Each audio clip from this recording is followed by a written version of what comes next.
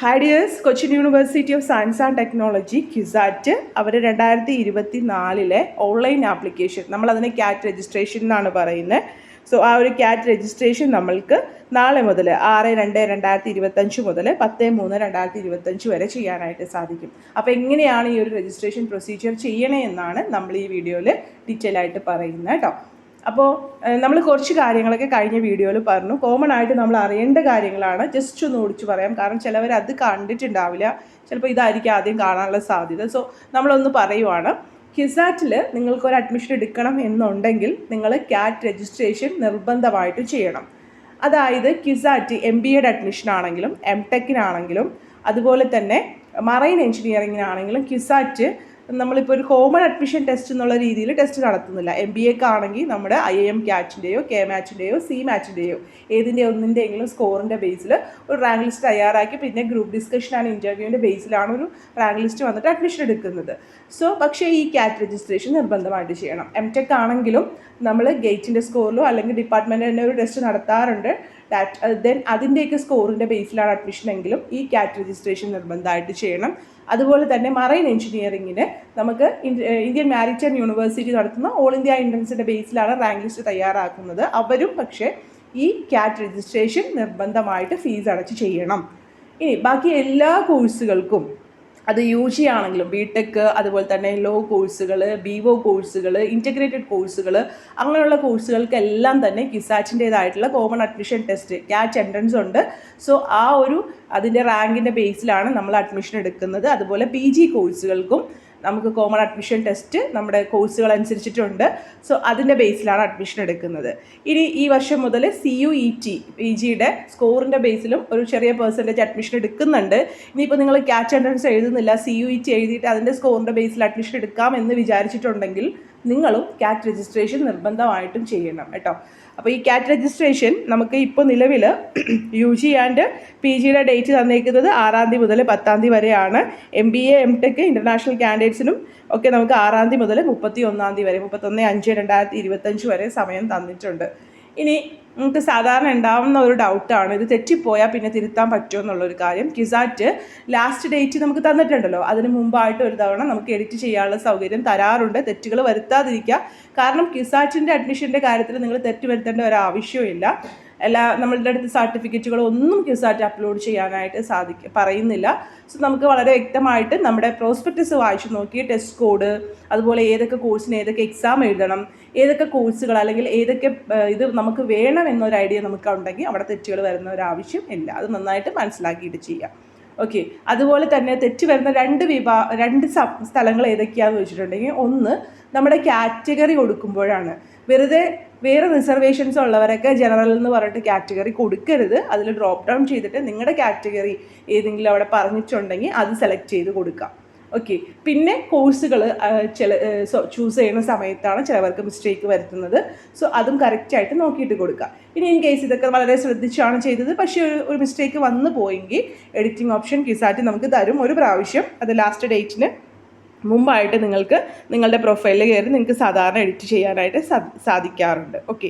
അല്ലെങ്കിൽ നിങ്ങൾക്കൊരു കാര്യമുണ്ട്, ക്യുസാറ്റിൻ്റെ admission.QSAT.ac.in, അതായത് നമ്മൾ ആപ്ലിക്കേഷൻ കൊടുക്കുന്ന, ഞാൻ ആ വെബ്സൈറ്റ് കാണിച്ചു തരാം. ആ ഒരു വെബ്സൈറ്റിൽ ചെന്നിട്ട് അവിടെ കോണ്ടാക്ട്സിൽ നമുക്കൊരു മെയിൽ ID ഉണ്ടാവും. admission@QSAT.ac.in എന്നുള്ള ഒരു മെയിൽ ID കാണും. നിങ്ങൾ ആ മെയിലിലേക്ക് നിങ്ങൾക്ക് എന്താണോ മിസ്റ്റേക്ക് വന്നത് ആ എറർ ഒന്ന് തിരുത്തണം എന്നുള്ളൊരു മെയിൽ ചെയ്തിട്ടുണ്ടെങ്കിൽ നിങ്ങൾക്കത് അവർ ഓക്കെ ആക്കി തരാറുണ്ട്. അതും ഈ പറഞ്ഞ പോലെ ലാസ്റ്റ് ഡേറ്റിന് മുമ്പ്, പ്രത്യേകിച്ച് എക്സാമിന് ഒരു കുറച്ച് നാളുകൾ മുമ്പൊക്കെ ആയിട്ട് തന്നെ നമ്മൾ ആ ഒരു കാര്യം ചെയ്യണം. അങ്ങനെ തെറ്റുകളുണ്ടെങ്കിൽ അത് തിരുത്താനുള്ള ഒരു അവസരം എടുക്കണം എന്നുള്ള കാര്യം കൂടി പറയുവാണ്. പിന്നെ നമുക്കിപ്പോൾ കോമൺ അഡ്മിഷൻ ടെസ്റ്റിൻ്റെ ഡേറ്റ് വന്നേക്കുന്നത് 10 അതായത് മെയ് 10, 11, 12 എക്സാം ഡേറ്റ് ആയിട്ട് വന്നേക്കുന്നത്. ഓക്കെ, മനസ്സിലായല്ലോ. മെയ് 10, 11, 12 ക്യാറ്റ് എക്സാം ഡേറ്റുകളായിട്ട് വന്നേക്കുന്നത്. ഇനി ഈ ദിവസങ്ങളിൽ നിങ്ങൾക്ക് ഏതെങ്കിലും ഓൾ ഇന്ത്യ ടെസ്റ്റുകൾ വരുന്നുണ്ടെങ്കിൽ നിങ്ങൾക്ക് ഈ പറയുന്ന മെയിലിലേക്ക് തന്നെ മെയിൽ ചെയ്തിട്ടുണ്ടെങ്കിൽ അതും ക്ലാഷ് ആവാതെ ക്യുസാറ്റ് ആ ഒരു ഡേറ്റൊക്കെ നമുക്ക് മാറ്റി തരുന്നതാണ്. നമ്മുടെ എക്സാം ഡേറ്റ് ഈ ദിവസങ്ങളിൽ ഏതാണ്, 10-ലാണോ 11-ലാണോ 12-ലാണോ എന്ന് നമ്മൾ അറിയുന്നത് നമ്മുടെ അഡ്മിറ്റ് കാർഡ് വന്നതിന് ശേഷമായിരിക്കും. കിസാറ്റിൻ്റെ വെബ്സൈറ്റിൽ നിന്ന് നിങ്ങൾക്ക് പ്രൊഫൈലിൽ കൂടെ നിങ്ങളുടെ അഡ്മിറ്റ് കാർഡ് ഡൗൺലോഡ് ചെയ്തെടുക്കാൻ പറ്റും. ആ ഒരു ടൈമിൽ നമുക്ക് ഈ ഒരു ഡേറ്റും എക്സാം സെൻറ്ററും ഒക്കെ അറിയാൻ പറ്റും. ഓക്കെ, എക്സാം സെൻറ്ററിൻ്റെ കാര്യം പറഞ്ഞപ്പോഴാണ് അതിലും കുറച്ച് മിസ്റ്റേക്കുകൾ കുട്ടികൾ വരുത്താറുണ്ട്. കറക്റ്റായിട്ടുള്ള എക്സാം സെൻറ്റർ ചൂസ് ചെയ്ത് കൊടുക്കുക. പിന്നെ നിങ്ങൾ ക്യുസാറ്റിൽ അപ്ലൈ ചെയ്യുമ്പോൾ കഴിവതും വേഗം തന്നെ അപ്ലൈ ചെയ്യുക എന്നുള്ളതാണ് എനിക്ക് സജഷൻ പറയാനുള്ളത്. കാരണം നമ്മൾ ലാസ്റ്റ് ആവും തോറും നമുക്ക് എക്സാം സെൻറ്റർ നമ്മുടെ അടുത്ത് നിന്ന് നീങ്ങിപ്പോകും. അല്ലെങ്കിൽ നമുക്ക് പെട്ടെന്ന് നമ്മുടെ അടുത്തുള്ള എക്സാം സെൻറ്റർ കിട്ടാറുണ്ട്. പറയാൻ പറ്റില്ല, നമുക്ക് മിക്കവാറും അടുത്ത് തന്നെ കിട്ടും. കഴിഞ്ഞ വർഷമൊക്കെ കുറച്ച് ദൂരെയൊക്കെ കുറച്ച് പേർക്ക് കിട്ടിയിട്ടുണ്ടായിരുന്നു. അപ്പോൾ അതുകൊണ്ട് നിങ്ങൾ പറ്റുന്ന പോലെയൊക്കെ വെറുതെ ലാഗാക്കിയിട്ടുണ്ട്. കാരണം നമുക്കിവിടെ സർട്ടിഫിക്കറ്റുകളൊന്നും അപ്ലോഡ് ചെയ്യേണ്ട ആവശ്യമില്ല. അത്യാവശ്യം ഒന്ന് ശ്രദ്ധിച്ചാൽ നമുക്കതൊക്കെ ചെയ്യാൻ പറ്റും. നമുക്ക് വീട്ടിലിരുന്നും ചെയ്യാൻ നന്നായിട്ട് അറിയണയാണെങ്കിൽ. പിന്നെ ഫോൺ ഉപയോഗിച്ച് ചെയ്യാതിരിക്കുന്നതായിരിക്കും നല്ലത്. ലാപ്ടോപ്പൊക്കെ അവൈലബിൾ ആണെങ്കിൽ അതനുസരിച്ചിട്ട് തന്നെ ചെയ്യാനൊക്കെ ശ്രദ്ധിക്കുക. അതുപോലെ നിങ്ങൾ അപ്ലൈ ചെയ്യുമ്പോൾ നിങ്ങളുടെ നമ്മളൊരു മെയിൽ ഐ ഡിയും ഫോൺ നമ്പറൊക്കെ കൊടുക്കുന്നുണ്ട്. ആ മെയിൽ ഐ ഡി വളരെ ഇമ്പോർട്ടൻ്റ് ആണ്. നിങ്ങൾ ഒരു മെസ്സേജ് വന്ന് നിങ്ങളെപ്പോഴും തുറന്ന് നോക്കുന്ന ഒരു മെയിൽ ഐ ഡി ഒക്കെ ആയിരിക്കണം. കാരണം കുറേ കാര്യങ്ങളൊക്കെ നമുക്ക് ലാസ്റ്റ് ആകുമ്പോൾ മെയിലിലേക്കൊക്കെ വരും. സോ മെയിൽ ഐ ഡിയും ഫോൺ നമ്പറും നിങ്ങൾ കൊടുക്കുന്നത് വളരെ ഇമ്പോർട്ടൻ്റ് ആണ്. ആക്റ്റീവായിട്ടുള്ളൊരു ഫോൺ നമ്പറും ഒരു മെയിൽ വന്നാൽ നിങ്ങൾ അറിയുന്ന ഒരു മെയിൽ ഐ ഡിയും ഒക്കെ കൊടുക്കാനായിട്ടും ശ്രദ്ധിക്കണം. ഓക്കെ, അപ്പോൾ ഇനി നമ്മൾ ആപ്ലിക്കേഷൻ്റെ ഫീസിൻ്റെ കാര്യം പറഞ്ഞിട്ടും നമ്മളൊരു വീഡിയോ ചെയ്തിട്ടുണ്ടായിരുന്നു. ആപ്ലിക്കേഷൻ ഫീസ് ജനറൽ കാറ്റഗറിക്ക് 1500 രൂപയും അതുപോലെ തന്നെ SC STക്ക് 700 രൂപയാണ്. നിങ്ങൾ അഡീഷണൽ കോഴ്സുകൾ കൊടുക്കുന്നുണ്ടെങ്കിൽ 500ഉം 250 റെസ്പെക്റ്റീവ്ലി കൂടുതലായിട്ട് 2 കോഡ് വരെ നിങ്ങൾക്ക് ഈ ഒരു ഫീസിൽ കൊടുക്കാം. പിന്നെ കൂടുതൽ ഫീസ് വരുന്നുണ്ട്. അതുപോലെ NRIയും അത് CGW കാറ്റഗറിക്കും നമുക്ക് രജിസ്ട്രേഷൻ ഫീസ് 6500 വരുന്നുണ്ട്. അത് SC ST കാൻഡിഡേറ്റ്സ് ആണെങ്കിൽ 5700 ഫീസ് വരുന്നത്. NRIക്ക് കുറച്ച് എക്സ്ട്രാ എമൗണ്ടും കൂടി നിങ്ങൾ അഡ്മിഷൻ്റെ സമയത്ത് കൊടുത്താൽ മതി. ഇപ്പോൾ ആപ്ലിക്കേഷൻ ഫീസ് ഈ പറഞ്ഞ പോലെ 6500. നിങ്ങളത് ചൂസ് ചെയ്യുന്ന അനുസരിച്ചിട്ട് ലാസ്റ്റ് നിങ്ങളുടെ ഫീസ് കാണിക്കും. അത് നിങ്ങൾക്ക് ഓൺലൈനായിട്ട് അടക്കാം കേട്ടോ. അപ്പോൾ ഇത്രയും കാര്യങ്ങളാണ് കോമൺ ആയിട്ട് പറയാനുള്ള കാര്യങ്ങൾ. ഇനി നമ്മൾ എങ്ങനെയാണ് ഈ ഒരു ഓൺലൈൻ ആപ്ലിക്കേഷൻ കൊടുക്കേണ്ടതെന്ന് നോക്കാം. ഓക്കെ, നമുക്കിവിടെ ഒരു 5 ഘട്ടങ്ങളായിട്ടാണ്, 7 ഘട്ടങ്ങളായിട്ടാണ് നമ്മൾക്ക് ഈ ഒരു ഇതിൻ്റെ പ്രൊസീജിയർ നമുക്ക് നടത്തേണ്ടത്. അപ്പോൾ ആദ്യത്തെ സ്റ്റെപ്പ് എന്ന് പറയുന്നത് നമ്മുടെ രജിസ്ട്രേഷനാണ്. നമ്മൾ വെബ്സൈറ്റിൽ പോയിട്ട് അപ്ലൈ ഹിയർ എന്ന് പറഞ്ഞിട്ടൊരു ബട്ടൺ ഉണ്ടാവും. അതിൽ ക്ലിക്ക് ചെയ്ത് ഞാൻ വെബ്സൈറ്റ് ഇത് മൊത്തം പറഞ്ഞു തന്നിട്ട് ഒന്ന് കാണിച്ചു തരാം. അവിടെ പോയിട്ട് നിങ്ങൾ അപ്ലൈ ഹിയർ എന്ന് പറയുമ്പോൾ, അല്ലെങ്കിൽ എനിക്കൊരു കാര്യം തോന്നുന്നു, നമ്മളിപ്പോൾ അപ്ലൈ ഹിയർ ഇപ്പോൾ നമുക്ക് അവിടെ കാണാൻ പറ്റില്ല.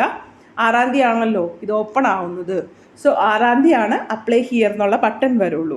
അപ്പോൾ അവിടെ നിങ്ങൾ ക്ലിക്ക് ചെയ്ത് കഴിഞ്ഞിട്ട് അവിടെ ചോദിക്കുന്ന എല്ലാ കാര്യങ്ങളും നിർബന്ധമായിട്ട് പൂരിപ്പിക്കണം. ഓക്കെ, ഇനി മൊബൈൽ നമ്പർ നിങ്ങൾ കൊടുത്തു കഴിഞ്ഞ ശേഷം നിങ്ങൾക്കൊരു OTP ലഭിക്കും. ആ OTPയിൽ നിങ്ങൾ കറക്റ്റായിട്ട് തന്നെ കാര്യങ്ങളൊക്കെ കൊടുത്തിട്ട് നിങ്ങൾക്കൊരു ആക്ടിവേഷൻ ലിങ്ക് കിട്ടും നിങ്ങളുടെ മെയിൽ ID അതിലൂടെ നിങ്ങൾ ക്ലിക്ക് ചെയ്തിട്ട് യൂസർ അക്കൗണ്ട് നിങ്ങൾ ആക്റ്റീവ് ആക്കുക. യൂസർ നെയിം എന്ന് സാധാരണ പറയുന്നത് നമ്മുടെ മെയിൽ ID തന്നെയായിരിക്കും യൂസർ നെയിമായിട്ട് വരുന്നത്. അപ്പോൾ നിങ്ങൾ കഴിഞ്ഞ വർഷം ഇങ്ങനെ ക്വിസായിട്ട് ട്രൈ ചെയ്തിട്ടുണ്ടെങ്കിൽ ആ മെയിൽ ID തന്നെ ഉപയോഗിക്കരുത്, വേറൊരു മെയിൽ ID ഉപയോഗിക്കുന്നതായിരിക്കും നല്ലത്. ഓക്കെ, ഇനി ഇവിടെ പ്രത്യേകം ശ്രദ്ധിക്കേണ്ട ഒരു കാര്യം, പാസ്വേഡിന് 8 അക്ഷരങ്ങളെങ്കിലും ഉണ്ടായിരിക്കണം. അതിൽ നമുക്കറിയാം capital letter, small letter, number അങ്ങനെയുള്ള കാര്യങ്ങളൊക്കെ ഉണ്ടാവണം എന്നുള്ളതാണ് ഇവിടെ പ്രത്യേകിച്ചെടുത്ത് പറയുന്നത് കേട്ടോ.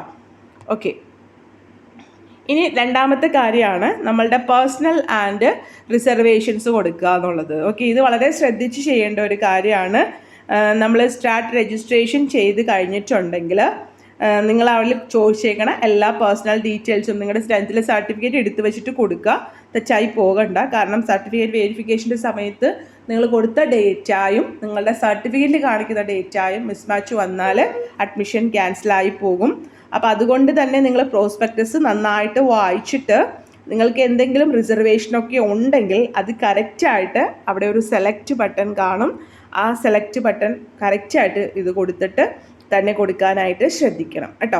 പിന്നെ നമ്മൾ കേരളീയൻ ആണ് എന്ന് തെളിയിച്ചവർക്ക് മാത്രമാണ് സ്റ്റേറ്റ് മെറിറ്റിൽ സീറ്റ് കിട്ടുള്ളൂ. അതായത് സ്റ്റേറ്റ് മെറിറ്റ് എന്ന് പറഞ്ഞാൽ ഫീസ് കുറഞ്ഞ ഒരു സീറ്റാണ്. അതിന് കേരളത്തിലെ കുട്ടികൾ മാത്രമാണ് അർഹതയുള്ളൂ. ഓൾ ഇന്ത്യ മെറിറ്റിൽ കേരളത്തിലെ കുട്ടികൾക്കും കേരളത്തിന് പുറത്തുള്ള കുട്ടികൾക്കും ഒക്കെ അർഹതയുണ്ട്.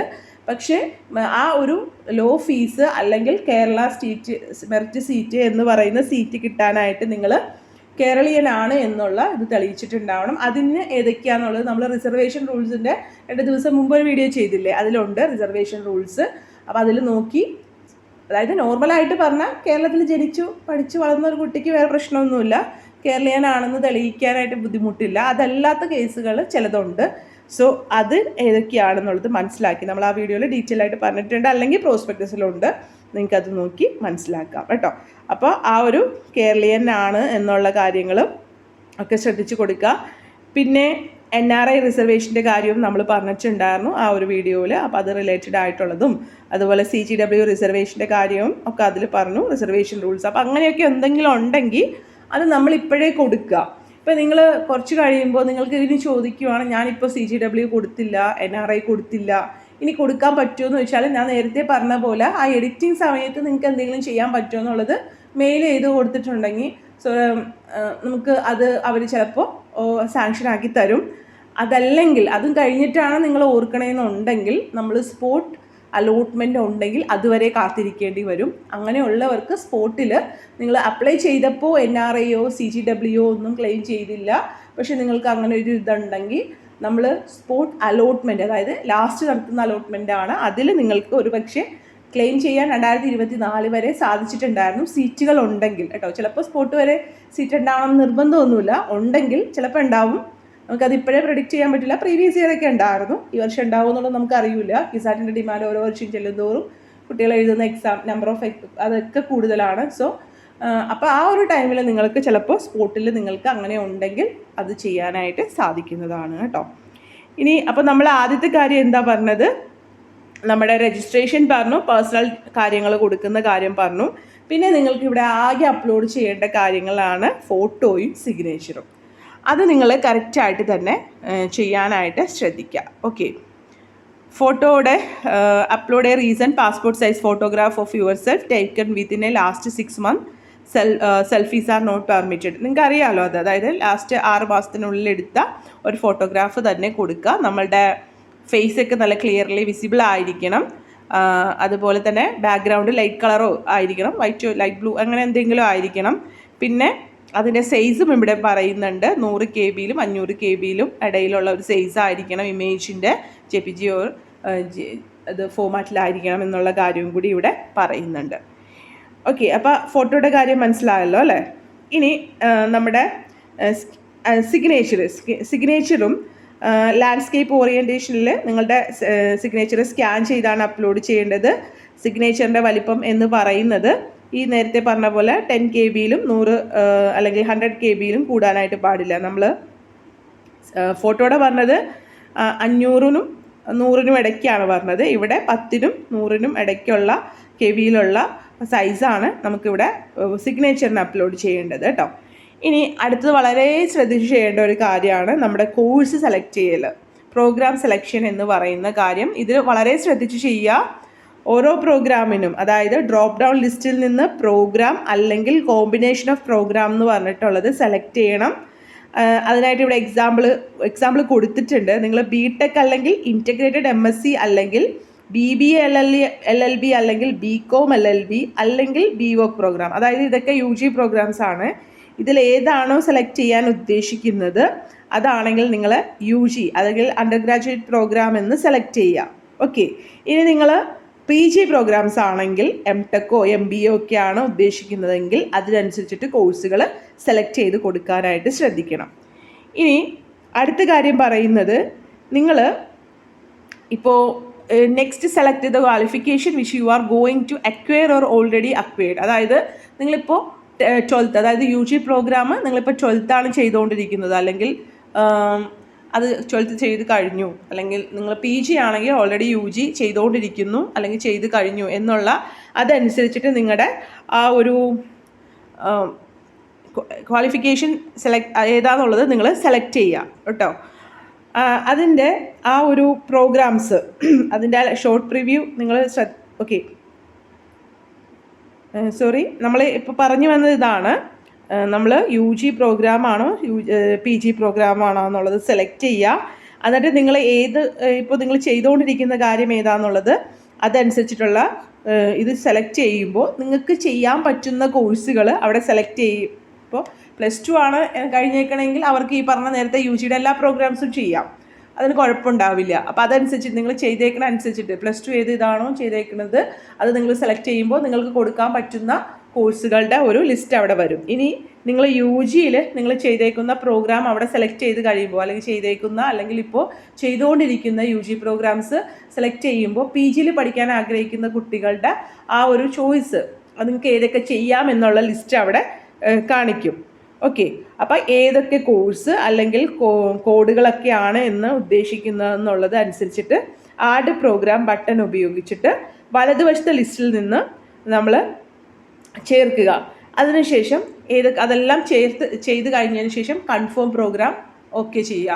നിങ്ങൾക്കത് ക്ലിയർ ആയല്ലോ അല്ലേ? ആദ്യം നമ്മൾ UG ആണോ PG ആണോ എന്ന് സെലക്ട് ചെയ്യുക. അതിനുശേഷം നിങ്ങളിപ്പോൾ ചെയ്തുകൊണ്ടിരിക്കുന്ന കോഴ്സ് നിങ്ങൾ കൊടുത്തു കഴിയുമ്പോൾ നിങ്ങൾക്ക് അവിടെ ചെയ്യാൻ പറ്റുന്ന അല്ലെങ്കിൽ നിങ്ങൾക്ക് ക്വിസാറ്റിൽ എടുക്കാൻ പറ്റുന്ന പ്രോഗ്രാമുകൾ അവിടെ ഡിസ്പ്ലേ ചെയ്യും.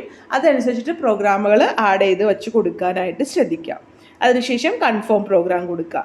ഇനി കോഴ്സുകൾ ഏതൊക്കെയാണെന്ന് ഉറപ്പ് വരുത്തിയാൽ നിങ്ങൾ ഏതൊക്കെ പരീക്ഷാ സബ്ജക്റ്റുകളാണ് നിങ്ങൾ അവിടെ എഴുതേണ്ടതെന്നുള്ളത് കാണിക്കും. അപ്പോൾ ഒന്നിലധികം നിങ്ങൾക്ക് ആ ഒരു സബ്ജക്റ്റുകൾ ഉണ്ടെങ്കിൽ നമ്മുടെ ആ ഒരു എലിജിബിലിറ്റി അനുസരിച്ചിട്ട് നിങ്ങൾ അതനുസരിച്ചിട്ടുള്ള വിഷയങ്ങൾ തിരഞ്ഞെടുക്കണം കേട്ടോ. ഇതിന് കൺഫേം ടെസ്റ്റ് എന്നുള്ള ബട്ടൺ ക്ലിക്ക് ചെയ്യുകയാണ് ചെയ്യേണ്ടത്. അത്രയും ക്ലിയർ ആയിട്ടുണ്ടെന്ന് എനിക്ക് തോന്നുന്നു അല്ലേ? ഇനി MBA ആപ്ലിക്കേഷൻസ് ഉണ്ട്. നമുക്കറിയാം MBAയുടെ ഇതെന്ന് പറയുന്നത് ഒന്നുമില്ലെങ്കിൽ IIM CATൻ്റെ സ്കോർ വേണം, അതിൻ്റെ മൊത്തത്തിലുള്ള പെർസെൻറ്റേജ് അല്ലെങ്കിൽ മൊത്തത്തിലുള്ള സ്കെയിൽഡ് സ്കോറാണ് വേണ്ടത്. ഇനി AICT നടത്തുന്ന CMATൻ്റെ സ്കോറാണെങ്കിൽ ആകെ ലഭിച്ച NTAയുടെ സ്കോറോ അല്ലെങ്കിൽ ലഭിച്ച പെർസെൻറ്റൈൽ അത് ബാധകമാണെങ്കിൽ എന്നുള്ളതാണ് അവിടെ പറഞ്ഞേക്കുന്നത്, അത് കൊടുക്കുക. ഇനി നമ്മൾ KMAT ആണ് എഴുതണമെങ്കിൽ KMATൽ ആകെ ലഭിച്ച സ്കോറോ അല്ലെങ്കിൽ പെർസെൻറ്റൈലോ കൊടുക്കാം എന്നുള്ളതാണ് ഇവിടെ ചോദിച്ചേക്കണം കേട്ടോ. അപ്പോൾ ഇപ്പോൾ നിങ്ങളിപ്പോൾ ഓക്കെ IIM CAT എനിക്ക് തോന്നുന്നു ഓൾറെഡി നിങ്ങളുടെ അതിൽ സ്കോർ ഉണ്ടാവുമായിരിക്കും. ഇനി അതല്ല നിങ്ങളിപ്പോൾ KMAT ഒക്കെ എഴുതാൻ പോകുന്നുള്ളൂ എങ്കിൽ നിങ്ങളുടെ സ്കോർ ഇപ്പോൾ കിട്ടിയിട്ടില്ല എങ്കിൽ കുഴപ്പമില്ല, സ്കോർ വന്നു കഴിയുമ്പോൾ നിങ്ങൾക്ക് ആഡ് ചെയ്യാനായിട്ടൊരു സമയം തരും. ഇപ്പോൾ സ്കോർ ഉള്ളവർ സ്കോർ കൊടുക്കുക, വാല്യൂഡ് സ്കോർ ഉള്ളവർ 2025 വാല്യൂഡ് ആയിട്ടുള്ളൊരു സ്കോർ ഉള്ളവർ ആ സ്കോർ കൊടുക്കുക അപ്ലൈ ചെയ്യുമ്പോൾ തന്നെ. അതില്ലാത്തവരാണെങ്കിൽ നിങ്ങൾ എന്താ ചെയ്യണം, ഈ സ്കോർ നിങ്ങൾക്ക് ആഡ് ചെയ്യാനായിട്ട് സമയം തരും, ആ ഒരു സമയത്ത് നിങ്ങൾക്ക് അതനുസരിച്ചിട്ട് കൊടുക്കാവുന്നതാണ് കേട്ടോ. ഇനി MTechൻ്റെ കാര്യം കൂടി ഒന്ന് പറഞ്ഞേക്കാം. നമുക്ക് സാധാരണ ഗേറ്റിൻ്റെ സ്കോറാണ് എടുക്കുന്നത് ഉണ്ടെങ്കിൽ അത് കറക്റ്റ് ഇതായിട്ട് തന്നെ കൊടുക്കുക. അതല്ലെങ്കിൽ ഇനി നമ്മൾ ക്വിസാറ്റ് തന്നെ ഒരു ടെസ്റ്റ് നടത്താറുണ്ട്, അതനുസരിച്ചിട്ടുള്ള ടെസ്റ്റുകൾ എഴുതിയിട്ട് അതിൻ്റെ സ്കോറിൻ്റെ ബേസിൽ നിങ്ങൾക്ക് MTechന് അഡ്മിഷൻ എടുക്കാനായിട്ട് സാധിക്കും. ഇനി നമ്മളുടെ ഒരു പ്രിവ്യൂ എടുക്കുക എന്നുള്ളതാണ്, ഒരു ഷോർട്ട് പ്രിവ്യൂ എന്നുള്ളത് എടുക്കുക. നമ്മൾ ഇതൊക്കെ കൊടുത്തു കഴിയുമ്പോൾ നമുക്കൊരു ഷോർട്ട് റിവ്യൂ കാണാൻ പറ്റും. അപ്പോൾ അത് നല്ലോണം നോക്കുക, നിങ്ങൾ ഇതുവരെ കൊടുത്ത കാര്യങ്ങളൊക്കെ ശരിയാണോ, ഇനി എന്തെങ്കിലും മിസ്റ്റേക്കുകൾ വന്നത് തിരുത്താനുണ്ടോ, അങ്ങനെയൊക്കെ നോക്കിയിട്ട് നിങ്ങൾക്ക് ബാക്കിലേക്ക് പോയിട്ട് ആ ഒരു പ്രീവിയസ് വീഡിയോയിൽ നിങ്ങൾക്ക് അത് തിരുത്താനൊക്കെ പറ്റും. ദയവായിട്ട് ഷോർട്ട് റിവ്യൂ എല്ലാവരും തന്നെ ശ്രദ്ധിക്കുക കേട്ടോ, അതൊന്ന് ചെയ്യുക. കാരണം ഈ കോഴ്സും അല്ലെങ്കിൽ നമ്മുടെ ടെസ്റ്റ് കോഡൊക്കെ സെലക്ട് ചെയ്യുമ്പോൾ സാധാരണ ചിലവർക്ക് എല്ലാവർക്കും ഉണ്ടാവണം എന്നില്ല, ഒരു കൺഫ്യൂഷൻ ഉണ്ടാവും. അപ്പോൾ അത് കൺഫ്യൂഷനൊക്കെ മാറി ഓക്കെ ആയിട്ടാണോ വന്നേക്കുന്നത് എന്നുള്ള കാര്യമൊക്കെ ഒന്ന് ചെയ്തേക്കാം. ഇനി 6ാമത്തെ സ്റ്റെപ്പ് നമ്മുടെ പേയ്മെൻ്റ് ആണ്. ഓൾറെഡി നമ്മൾ പേയ്മെൻറ്റിൻ്റെ എത്രയാണ് ഫീസ് വരുന്നതെന്നൊക്കെ പറഞ്ഞു. അത് നിങ്ങൾക്ക് എങ്ങനെ വേണമെങ്കിലും ചെയ്യാവുന്നതാണ്. ക്രെഡിറ്റ് കാർഡോ ഡെബിറ്റ് കാർഡോ UPO അല്ലെങ്കിൽ ഇൻ്റർനെറ്റ് ബാങ്കിങ്ങോ എല്ലാം ഇതുവഴി നിങ്ങൾക്ക് അടക്കാവുന്നതാണ് കേട്ടോ. ഈ ഒരു എമൗണ്ട് നിങ്ങൾക്ക് പിന്നെ തിരിച്ച് കിട്ടൂല. അഡ്മിഷൻ കിട്ടിയാലും കിട്ടിയില്ലെങ്കിലും ഈ ഒരു എമൗണ്ട് ക്വിസാറ്റിൻ്റെ ആപ്ലിക്കേഷൻ ഫീസായിട്ട് നിങ്ങൾക്കത് പോകുന്നതാണ്. ഇനി നമ്മൾ ശ്രദ്ധിക്കേണ്ട മറ്റൊരു കാര്യമാണ് സെൻറ്റർ സെലക്ഷൻ എന്ന് പറയുന്നത്. അതായത് എക്സാം സെൻറ്റർ നമ്മൾ സെലക്ട് ചെയ്ത് കൊടുക്കുക എന്നുള്ളതാണ് കാണിക്കുന്നത്. നമ്മൾ ഫീസ് അടച്ചതിന് ശേഷം ഒരു കാര്യം പറയാം, ഫീസ് അടച്ചു, ഒരു പ്രാവശ്യം അടച്ചു. ക്വിസാറ്റിൻ്റെ കേസിൽ അങ്ങനെ ഫീസ് അടച്ചിട്ട് ട്രാൻസാക്ഷൻ സാധാരണ ഫെയിൽ ആവാറില്ല. പിന്നെ ഭയങ്കര തിരക്കുള്ള ടൈമൊക്കെ ആണെങ്കിൽ ആ ഒരു ട്രാഫിക് കൊണ്ട് എന്തെങ്കിലും ഒരു ഇത് പറ്റിയാൽ മാത്രമേ ഉള്ളൂ. അപ്പോൾ നിങ്ങൾ ഒരു പ്രാവശ്യം ഫീസ് അടച്ചു, അത് ശരിയായില്ല, ഉടനെ തന്നെ വീണ്ടും അടയ്ക്കേണ്ട ആവശ്യമില്ല. ഒന്ന് വെയിറ്റ് ചെയ്യുക. ചിലപ്പോൾ ബാങ്കിൻ്റെ മിസ്റ്റേക്കോ അല്ലെങ്കിൽ സൈറ്റ് ഇഷ്യൂയോ എന്തെങ്കിലും ആണോ എന്ന് നമുക്കൊന്ന് അറിയണമല്ലോ. സോ അതൊന്ന് വെയിറ്റ് ചെയ്തിട്ട് സമയം ഉണ്ടെങ്കിൽ 24 മണിക്കൂറെങ്കിലും വെയിറ്റ് ചെയ്യുക. അതിലൊരു എന്തെങ്കിലും കാണിക്കുന്ന ഉണ്ടെങ്കിൽ അത് ചെയ്തതിന് ശേഷം വീണ്ടും അടച്ചാൽ മതി കേട്ടോ. ഓക്കെ, അപ്പോൾ ആ ഒരു കാര്യം ഒന്ന് ശ്രദ്ധിച്ചേക്കാം. നിങ്ങൾ പേയ്മെൻറ്റ് ചെയ്യുമ്പോൾ, ഫീസ് അടയ്ക്കുമ്പോൾ ഇനി നമ്മുടെ അടുത്തത് നമ്മളിപ്പോൾ എക്സാം സെൻറ്ററിൻ്റെ കാര്യമാണ് പറഞ്ഞത് അല്ലേ. ഫീസ് അടച്ചതിന് ശേഷം നമ്മൾ എന്ത് ചെയ്യണം എന്ന് വെച്ചിട്ടുണ്ടെങ്കിൽ നമുക്ക് നമ്മുടെ ഇതനുസരിച്ചിട്ടുള്ള എക്സാം സെൻറ്റേഴ്സ് അവിടെ കാണിക്കും. ഓക്കെ, അതിൽ നിന്ന് നിങ്ങൾക്ക് ഏറ്റവും അടുത്തത് ഏതാണ്, നിങ്ങൾക്ക് ഏറ്റവും കംഫർട്ട് ഏതാണ് എന്നുള്ള കാര്യം നോക്കിയിട്ട് അതനുസരിച്ചിട്ടുള്ള പരീക്ഷാ സെൻറ്റേഴ്സ് നിങ്ങൾ തിരഞ്ഞെടുക്കാനായിട്ട് ശ്രദ്ധിക്കുക. വീണ്ടും പറയുന്നുണ്ട് ഇവിടെ MBAക്കും MTechനും ഒരു കോമൺ അഡ്മിഷൻ ടെസ്റ്റ് ഇല്ല, ക്യുസാറ്റിന് പക്ഷേ CAT രജിസ്ട്രേഷൻ ചെയ്യണം. ഓൾറെഡി നമ്മൾ ഏതൊക്കെ എക്സാമുകളാണെന്നുള്ളത് പറഞ്ഞു. അതുപോലെ തന്നെ പരീക്ഷാ കേന്ദ്രം തിരഞ്ഞെടുത്ത് കഴിഞ്ഞാലും ഒരു ഫൈനൽ പ്രിവ്യൂ അവിടെ കാണിക്കും. ആ പ്രിവ്യൂ നോക്കിയിട്ട് എന്തെങ്കിലും കാര്യങ്ങളുണ്ടോ അത് ഹോം പേജിലേക്ക് പോവോ അല്ലെങ്കിൽ ലോഗൗട്ട് ചെയ്യാവുന്നതൊക്കെയാണ്. എന്നിട്ട് നിങ്ങൾ യൂണിവേഴ്സിറ്റിയിൽ നിന്നൊരു കൺഫർമേഷൻ കിട്ടും. ഓക്കെ, അതിന് വേണ്ടി ഒന്ന് കാത്തിരിക്കണം കേട്ടോ. അതായത് ഒരു പക്ഷേ തിരക്കൊക്കെ കൂടുന്നതിന് മുമ്പാണെങ്കിൽ പെട്ടെന്ന് കൺഫർമേഷൻ വരും. അത് ചിലപ്പോൾ ഒരാഴ്ച ആയിരിക്കാം, ചിലപ്പോൾ 10 ദിവസമായിരിക്കാം, അത്രയും വരും. ഒരാഴ്ച കഴിഞ്ഞിട്ട് നിങ്ങൾക്ക് ആ ഒരു കൺഫർമേഷൻ കിട്ടിയില്ലെങ്കിൽ സാധാരണ 24 hours, അതാ പറഞ്ഞത്, തിരക്കില്ല എങ്കിൽ നമുക്ക് 24 hours കൺഫർമേഷൻ കിട്ടും. അല്ലെങ്കിൽ ചിലപ്പോൾ 2 ദിവസം പിടിക്കും. അപ്പം അതുകൊണ്ടൊക്കെയാണ് ഞാൻ പറഞ്ഞത് ലാസ്റ്റ് ദിവസത്തേക്ക് നിങ്ങളിത് വെക്കണ്ട എന്നുള്ളത്. പറ്റുമെങ്കിലുണ്ടെങ്കിൽ നിങ്ങൾ ഉടനെ ചെയ്യുക. ഒരു ഫോട്ടോ സിഗ്നേച്ചറിൻ്റെ ആവശ്യമല്ലേ ഉള്ളൂ, ബാക്കി എല്ലാ കാര്യങ്ങളും നിങ്ങളുടെ കയ്യിലുണ്ട്. SLCയുടെ കോപ്പി നമ്മൾ നോക്കി ഫില്ല് ചെയ്താൽ മതിയല്ലോ, ഒന്നും അവിടെ അപ്ലോഡ് ചെയ്യേണ്ട ആവശ്യമില്ല. സോ അത് നിങ്ങൾ താമസിക്കാതെ തന്നെ ചെയ്യുന്നതായിരിക്കും നല്ലത് കേട്ടോ. ഇനി അപ്പോൾ നിങ്ങൾ കൺഫർമേഷൻ ചെയ്തതിന് ശേഷം, അതായത് യൂണിവേഴ്സിറ്റിയുടെ ആ ഒരു നിങ്ങളുടെ ആ ഒരു ആപ്ലിക്കേഷൻ അംഗീകരിച്ചു എന്നുള്ള കൺഫർമേഷൻ വന്നതിന് ശേഷം നിങ്ങൾ ലോഗിൻ ചെയ്തിട്ട് നിങ്ങളുടെ ആ ഒരു പേജ്, കൺഫർമേഷൻ പേജ് നിങ്ങൾ ഡൗൺലോഡ് ചെയ്ത് സൂക്ഷിച്ച് വെക്കണം കേട്ടോ. ആ കൺഫർമേഷൻ പേജ് ഡൗൺലോഡ് ചെയ്ത് സൂക്ഷിച്ച് വെക്കേണ്ടതാണ് കേട്ടോ. അതുപോലെ തന്നെ നിങ്ങൾ പിന്നീട് ആ കൺഫർമേഷൻ കിട്ടിയതിന് ശേഷം നിങ്ങൾ ലോഗിൻ ചെയ്ത് നോക്കുമ്പോൾ നിങ്ങൾക്ക് അതിൻ്റെ ആ ഒരു എന്താണ് സ്റ്റാറ്റസ് എന്നുള്ളത് അറിയാനായിട്ട് സാധിക്കും. നിങ്ങൾ ഈ ഒരു കൺഫർമേഷൻ പേജ് നമുക്ക് വീണ്ടും ആവശ്യമുള്ള വരും, ചിലപ്പോൾ അഡ്മിഷൻ ഡേക്ക് സമയത്തോ എന്തെങ്കിലും കാര്യത്തിന്. സോ ആ ഒരു കൺഫർമേഷൻ പേജ് നിങ്ങൾ പ്രിൻ്റ് ഔട്ട് എടുത്ത് സൂക്ഷിച്ച് വച്ചേക്കുക, അല്ലെങ്കിൽ PDF ആയിട്ട് നന്നായിട്ട് സേവ് ചെയ്തിടുക. ആവശ്യം വരുമ്പോൾ പ്രിൻ്റ് ഔട്ട് എടുക്കാൻ വിധത്തിൽ സേവ് ചെയ്തിടുക കേട്ടോ. ഇനി ഇവിടെ പ്രത്യേകം പറഞ്ഞിട്ടുണ്ട്, please note, no documents are to be send to the university unless directed by the university. University നമ്മുടെ സർട്ടിഫിക്കറ്റുകൾ ഹാജരാക്കാൻ ഒരു ടൈം പറയും. അത് ഉടനെ തന്നെ ഒന്നുമല്ല, നമ്മുടെ അഡ്മിഷനൊക്കെ കിട്ടിക്കഴിഞ്ഞിട്ട് നമുക്കൊരു അലോട്ട്മെൻറ്റ് വന്നു കഴിഞ്ഞിട്ടാണ് സാധാരണ യൂണിവേഴ്സിറ്റി പറയാറ്. ആ ടൈം വരെ നിങ്ങളൊരു സർട്ടിഫിക്കറ്റും യൂണിവേഴ്സിറ്റിയിലേക്ക് അയക്കുകയോ കൊണ്ടുപോയി കൊടുക്കുകയോ ഒന്നും ചെയ്യേണ്ട. ഓൺലൈൻ ആപ്ലിക്കേഷൻ ചെയ്ത് എക്സാം നന്നായിട്ട് എഴുതിയാൽ മാത്രം മതി എന്നുള്ളതാണ് ഇതിൽ പറയുന്നത് കേട്ടോ. ഇനി ഏതെങ്കിലും കാരണവശാൽ നിങ്ങൾ ഫീസ് അടച്ചിട്ട് 5 ദിവസത്തിനുള്ളിൽ, 5 ദിവസമാണ് ഇവിടെ പറയുന്നത്, തൻ്റെ അപേക്ഷ അതിനുള്ള ആ ഒരു കൺഫർമേഷൻ ലഭിച്ചിട്ടില്ല എങ്കിൽ നിങ്ങൾ യൂണിവേഴ്സിറ്റിയുടെ ആ ഒരു admission@qsat.ac.in എന്നുള്ള ഞാനൊരു മെയിൽ ID പറഞ്ഞില്ലേ, അതിലേക്ക് മെയിൽ IDയിൽ നിന്ന് നിങ്ങൾ രജിസ്ട്രേഷൻ നമ്പർ ഉൾപ്പെടെ ഒരു മെയിൽ അയക്കേണ്ടതാണ് എന്നുള്ളതും കൂടി ഉണ്ട് കേട്ടോ. ഞാൻ പറഞ്ഞല്ലോ നേരത്തെ, അതായത് നമ്മൾ അപ്ലൈ ചെയ്ത് കഴിഞ്ഞു, എല്ലാ കാര്യങ്ങളും ചെയ്തു, നമുക്ക് യൂണിവേഴ്സിറ്റിയിൽ നിന്ന് നമ്മുടെ ആ ഒരു ഇത് നമുക്ക് അപ്രൂവലായിട്ട് കിട്ടണം. ആ അപ്രൂവലായിട്ട് കിട്ടാനായിട്ട് നമ്മൾ മാക്സിമം 5 ദിവസം വരെ വെയിറ്റ് ചെയ്യാൻ പാടുള്ളൂ. ചിലപ്പോൾ 5 ദിവസം കഴിഞ്ഞ് പോകാം കേട്ടോ. നമ്മൾ ഒത്തിരി തിരക്കൊക്കെ ആകുമ്പോൾ ചിലപ്പോൾ 5 ദിവസം കഴിഞ്ഞ് പോകും. പക്ഷേ നിങ്ങൾ ആ 5 ദിവസം കഴിഞ്ഞിട്ടും നിങ്ങൾക്ക് ആ ഒരു കൺഫർമേഷൻ സ്ലിപ്പ് കിട്ടിയില്ല, അല്ലെങ്കിൽ ക്യുസാറ്റിൽ നിന്നുള്ള ആ ഒരു കൺഫർമേഷൻ നിങ്ങൾക്ക് മെയിലായിട്ടോ അല്ലെങ്കിൽ നിങ്ങളുടെ പ്രൊഫൈലിൽ കാണിക്കുകയോ ഒന്നും ചെയ്തിട്ടില്ല എങ്കിൽ നിങ്ങൾ ക്യുസാറ്റിൻ്റെ ആ ഒരു മെയിലിലേക്ക് നിങ്ങളിങ്ങനെ ഈ ഒരു കാര്യം പറഞ്ഞിട്ട് സിമ്പിളായിട്ട് അയച്ചാൽ മതി. ഈ ഒരു കൺഫർമേഷൻ കിട്ടിയില്ല എന്നുള്ളത് നിങ്ങളുടെ ആ രജിസ്ട്രേഷൻ നമ്പർ ഉൾപ്പെടെ ഒന്ന് മെയിൽ ചെയ്താൽ മതി കേട്ടോ. ഇനി മറ്റൊരു കാര്യം ഇവിടെ പറയുന്നുണ്ട്, നിങ്ങൾ NCL അതായത് നോൺ ക്രിമി ലെയർ, OBC അല്ലെങ്കിൽ സംവരണം ഏതെങ്കിലും വരുന്ന, അല്ലെങ്കിൽ EWS അങ്ങനെയുള്ള എന്തെങ്കിലുമൊക്കെ സംവരണങ്ങളുണ്ടെങ്കിൽ സർട്ടിഫിക്കറ്റുകളൊന്നും നിങ്ങളിപ്പോൾ കൊടുക്കണ്ട.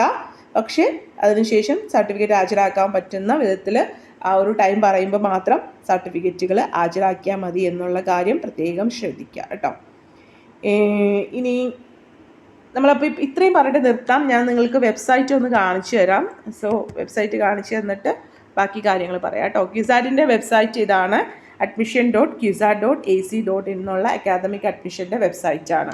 ഓക്കെ, നമ്മളിപ്പോൾ പ്രോസ്പെക്ടസ് ആണ് നോക്കിയത്. ദെൻ ഈ admission.qsat.ac.in എന്നുള്ള വെബ്സൈറ്റിൽ വന്നിട്ടുണ്ടെങ്കിൽ ഇവിടെ നിങ്ങൾ റണ്ണിങ്ങിൽ കാണാം, application registration open on 6th എന്നുള്ളത് കാണിക്കുന്നുണ്ട്. ഓക്കെ, ഇവിടെ നിങ്ങൾ വെബ്സൈറ്റ് റെഗുലറായിട്ട് നോക്കണം. നമ്മൾ എല്ലാ അപ്ഡേറ്റുകളും തരുന്നതാണ്, പക്ഷേ വെബ്സൈറ്റ് നിങ്ങൾ റെഗുലറായിട്ട് നോക്കണം. നിങ്ങളുടെ പ്രൊഫൈലും നിങ്ങൾ വെബ്സൈറ്റിൽ തന്നെ നോക്കണം.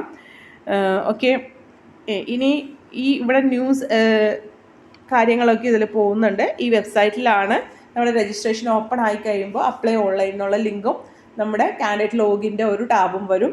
സോ ആ ഒരു ടൈമിൽ ഒന്നുകൂടി നിങ്ങൾക്ക് വേണമെങ്കിൽ പറയാം, അത് ഓപ്പൺ ആയി കഴിയുമ്പോൾ എങ്ങനെയാണ് ചെയ്യേണ്ടതെന്നുള്ളത്. ദെൻ അതുപോലെ ചെയ്താൽ മതി.